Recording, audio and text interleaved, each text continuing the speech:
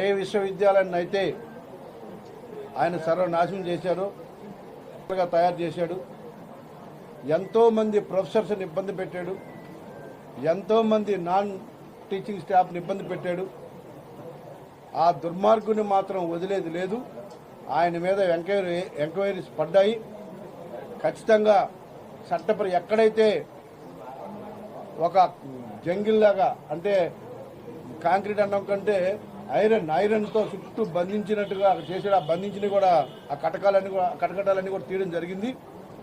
అక్కడి నుంచి ఆయన్ని అరెస్ట్ చేసి ఆయన చేసిన తప్పిదాలన్నింటినీ ప్రజల్లోకి తీసుకెళ్ళి ఎక్కడైతే ఆ కంచేసిన దగ్గర నుంచే అరెస్ట్ చేసి తీసుకెళ్లాలని చెప్పేసి అక్కడ ఉన్నటువంటి యూనివర్సిటీలో ఉన్నటువంటి అధ్యాపకుల కోరిక కానీ అక్కడ చదువుకున్న స్టూడెంట్స్ కానీ అందరి కోరిక ఆయన అక్కడనే